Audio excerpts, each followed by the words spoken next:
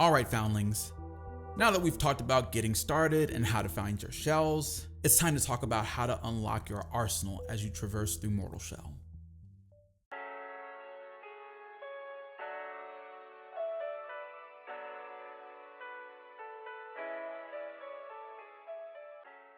Yo! Havoc Nation has arrived.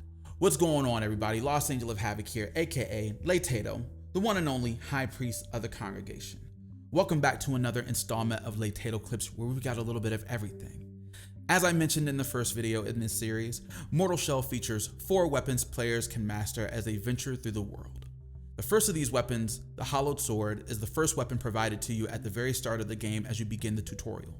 In this video, I'll be showing you how to find the others, and in the process, also directing you to all of the major points of interest you'll be revisiting to progress through the game. A couple things to take note of before we get started. As far as shells, I recommend using Teal for this as he has the most stamina, making it easier to run the routes without having to take too many breaks. Alternatively, you could also take Aerodrome as well, as his shell has the most health but not as much stamina. Both are a trade-off, and keep in mind, to unlock these weapons, you will have to fight a boss, so use whichever shell you think fits best with that in mind.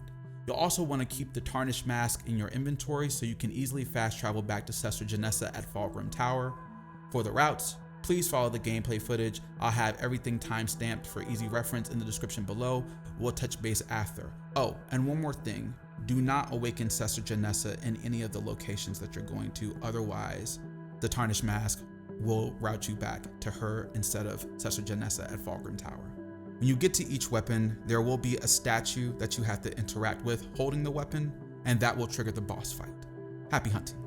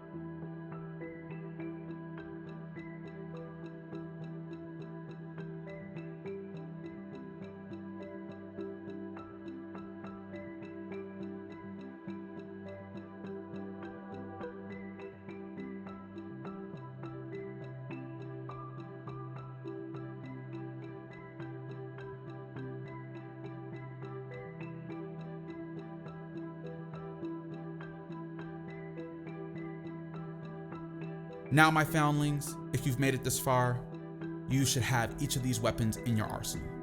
A few important notes about the weapons and their progression to keep in mind.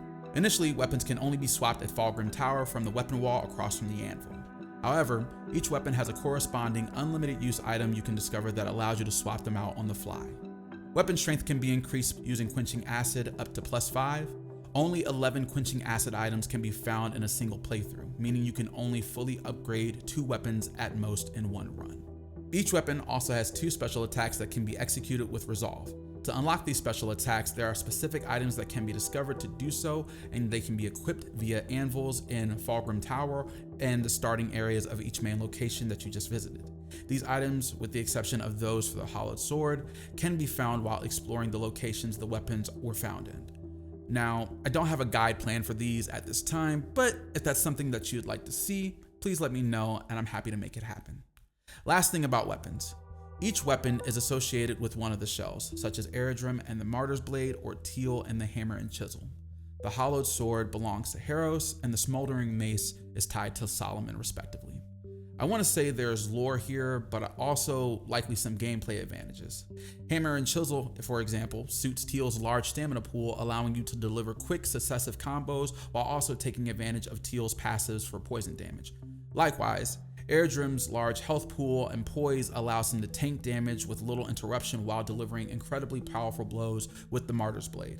That said, I encourage you to experiment and find which weapon and shell combinations feel the best to you. But that, my foundlings, brings us to the end of today's video. If you enjoyed it or found it helpful, please do me a solid and give it a thumbs up. It might seem like a little bit, but it does go a long way in terms of helping the channel grow, and I really appreciate it. If you want to see more content like this, do be sure to hit the subscribe button and turn on notifications so you don't miss the next video. Once again, my name is Lost Angel of Havoc. Thank you for watching Late Tato Clips. We will see you next time, friends. Same late time, same late channel.